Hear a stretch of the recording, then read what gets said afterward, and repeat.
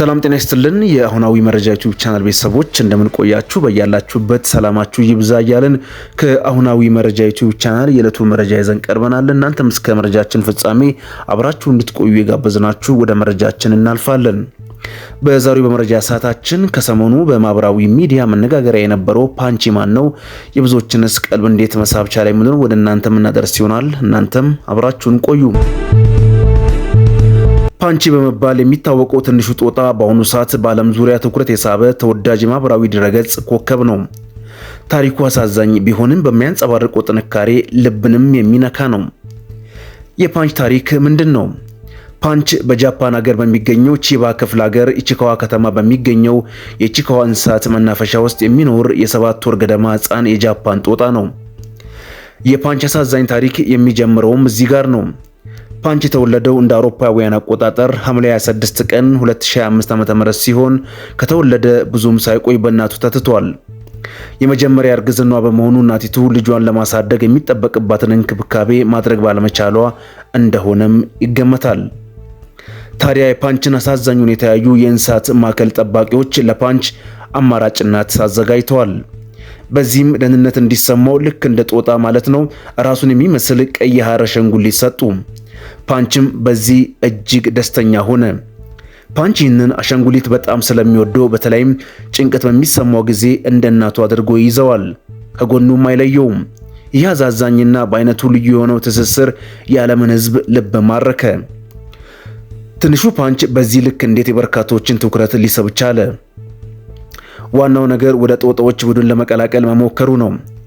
ከጥር ወር 26 ዓ.ም ጀምሮ ተንከባካቢዎቹ ፓንችን ከሌሎች 60 የሚጠጉ ጦጣዎች ጋር በጋራ ቤት ለማስተዋወቅ ሙከራ ጀመሩ። ታዲያ በዚህ ጊዜ ከትላልቅ ጦጣዎች ጋር ለመቀላቀል ሲሞክር በነበረበት ወቅት አንዳንድ ጊዜ ይሰደባል፣ አልፎ ተርፎም ይጎተታል። በዚህ ጊዜ ሁሉ ፈርቶ ወደ አሻንጉሊቱ እናቱ ሲሸሽ የሚያሳይ ቪዲዮ በማህበራዊ ድረገጾች በመስፋፋቱ በርካቶችን አሳሰባቸው።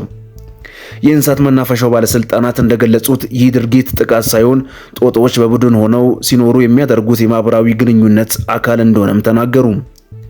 ፓንች ይህንን የቡድን ህይወት ቀስ በቀስ እየለመደ ነው ብለዋል። ከሁኔታዎች በኋላ በፍጥነት ወደ ሌሎችም መጫወት መመለሱን ጠቁመዋል። የፓንች ታሪክ ከፍተኛ ምላሽም አግኝቷል። በዓለም አቀፍ ዙሪያ በርካቶች በሺዎች የሚቆጠሩ ሰዎች ከተለያዩ ዓለም አካባቢዎች ወደ መናፈሻው በመምጣትና በመጎብኘት ድጋፋቸውን ሲያሳዩም ቆይተዋል። ይህ የጎብኚዎችን ቁጥር መብዛት የመናፈሻው ባለስልጣናት የሰው ቁጥር መቆጣጠሪያ እንዲያወጡም አስገድዷቸዋል። የአይኬኢኤ ምላሽ የጃፓን አይኬኢ ኃላፊ በራሱ ወደ መናፈሻው በመሄድ 33 የተለያዩ የእንስሳት አሻንጉሊቶችን ለግሷል።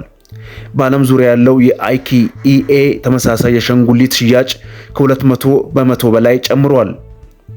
ስፔን አይኬኢኤ ደግሞ የአሻንጉሊቱን ስያሜ በይፋ ወደ የፓንች እናት ቀይሮታል። የቺካዋ መናፈሻ ከ18 ዓመታት በፊት ተመሳሳይ ሁኔታ ውስጥ ያለፈችውን ኦቶሜ የተባለች ሴት ጦጣ ታሪክ አጋርቷል።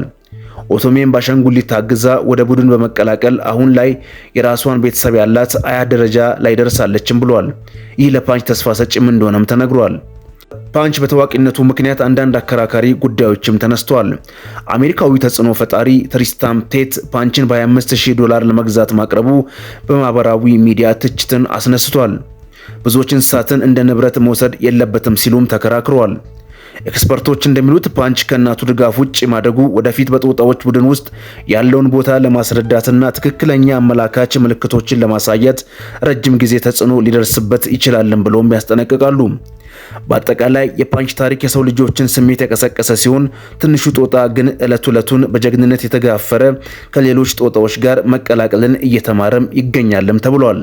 ለዛሬ ስለ ፓንች ያቀረብንላችሁ መረጃ ይመስል ነበር። ውድ ቤተሰቦቻችን እስከ መረጃዎቻችን ፍጻሜ አብራችሁን ስለቆያችሁ እያመሰገንን በቀጣይ ፕሮግራም እስክንገናኝ ቸር ሰንብቱ።